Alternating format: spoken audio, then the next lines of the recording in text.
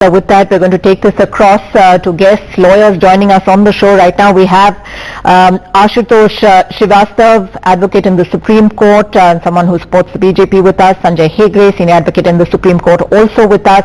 Ashutosh Srivastav, your reaction to this, the BJP and other parties being fined. Some might add that it's a fairly nominal fine that that has been put on them. Your thoughts at this point? I think it's a good move by the Honorable Supreme Court, and this is not the order. Actually, the order was already passed in the last year, February 2020, and all these political parties were already directed. Right. Yeah, they've been found. They've been found. So it is basically the contempt petition which is pending, which is going on, and in this contempt petition, Supreme Court observed that the political parties are not following that order which was passed last year. Actually, this order is very important so far as the people of this country they are concerned, because they are the voters. They have to elect their own government, and obviously this becomes the responsibility of the political parties to be transparent to the people of this country. So whomever they are selecting as their candidates, if they're, certainly, and they had to do this within 48 hours, and they've been told to do so in no uncertain terms. And the Election Commission has also been asked to provide an app where this can be done with some transparency. But Sanjay Hegde, if I can bring you in at this point, political parties, 8 of them, I mean, this is obviously something that happens across political parties. If you have 8 or 9 parties all being fined at this point, perhaps varying sums, but they've all been found equally guilty of contempt of court. And, is a 1 lakh rupee fine or a 5 lakh rupee fine going to make a world of difference? No, the point is not the quantum of the fine. The point is the fine itself. After all, you can ensure compliance of people by holding them guilty. You may remember that even when the Babri Masjid was destroyed after an affidavit given by the UP government, Mr. Kalyan Singh was sentenced to 1 day's imprisonment. The length of the imprisonment was not the question. The question was that for contempt of court, there has been a punishment. The principle counts. Okay. Having said that, though, if we can just get some figures up on our screens at this point of, the spike that we have seen, of the alarming increase of criminals, if we can call them that, in politics. In 2004, 24% MPs had criminal cases pending against them. That went up to 30% in 2009, 34% in 2014, and in 2019, 43% of MPs had criminal cases against them. Sanjay Hegde, your thoughts? Well, for quite some time, political parties have been patronizing criminals, obviously because they deliver votes, they know how to harvest votes. At the same point of time, we must also learn how to distinguish between violent crime and criminal cases which are often filed when somebody is in a protest, in a procession, and you break a 144 order and things like that. Right. That is why the court has been careful to ensure that all details regarding the criminal cases be put up in a manner that the voters come to know about it and they take an informed decision thereafter. Yes, that's an important point you're making, and I'd like to take that across to Ashutosh Srivastav as well. The fact, Ashutosh Srivastav, that many of these cases and charges could also be false and motivated. People who've taken part in demonstrations, sometimes peaceful, who've been charged with attempt to murder. There have been instances like that. So it is important then to distinguish.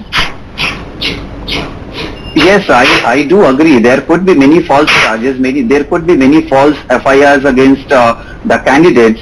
But this is just for the knowledge of the people of this country who are the voters. And once the trial is conducted, or if they are discharged from a particular case, the same can further be uploaded on the website, and the people can come to know that the person was charged wrongfully, or if it was a wrong kind of allegations against a person. So it will be a matter of trial, of course, but at least it will give an idea to the people of this country while they go for voting these candidates, so that everything becomes transparent to them.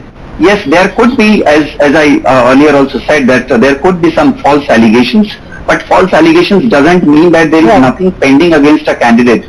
Of course, the candidate is, under, in a way, obligation to prove himself to be innocent, and that may take time. But the court is not saying that a person who is said to be, accused of certain crime has committed a crime, but it is just kind of the allegations he is coming up with as a candidate. So that is what is important, I think. That should be announced publicly and people should know about it. Sanjay Hegde, just to take you through some of the observations from the Supreme Court today. Court has appealed to lawmakers to bring necessary amendments so that the involvement of persons with criminal antecedents in polity is prohibited. Despite repeated appeals, parties refuse to wake up from deep slumber, says an obviously aggravated Supreme Court. Court's appeals have fallen on deaf ears. Though we want to do something urgently, our hands are tied. Once again, does this then become a matter of the separation of the judiciary and the executive, and how much the Supreme Court can do at this point? The Supreme Court can only interpret the law as made by Parliament. And parliamentarians are unlikely to make laws which would affect them in elections. That would be like the turkeys who vote for Thanksgiving. Very unlikely. Or to use an Indianism, the goats voting for Bakri. It just will not happen. So what the court is doing is to try and use its moral authority to hope that Parliament and the lawmakers heed their advice and make laws which would have at least some kind of filtering effect as to the kind of people that get elected. So it has given these directions that at least the people know what kind of politicians are up for election and what kind of charges they are likely to face in a criminal court. A quick comment, Mr. Srivastava. There seems to be, the court almost seems to be really sort of, appealing to parties even as it finds them for contempt, saying, court's appeals have fallen on deaf ears. Why has there been no change? Yes, this is really a serious concern. I think now in this country the courts are only trying to run the country in a proper manner.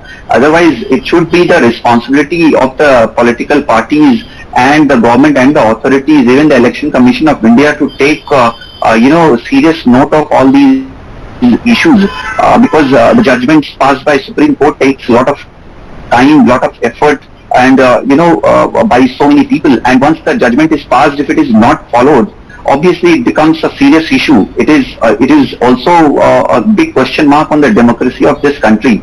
So I think it's why the need to have criminal candidates at all, especially those with serious criminal cases against them? I mean, that is the idea. Will never stick their necks out on something like that. No, this is the principle or the right idea of the Supreme Court. This is the approach. If this has to be made public, then obviously the political parties will have to be serious while they select their candidate. It's up to the very well-informed public to then decide on whether who they want to elect as their legislators. Absolutely. All right, we leave it at that. Thank you both for joining us on the show.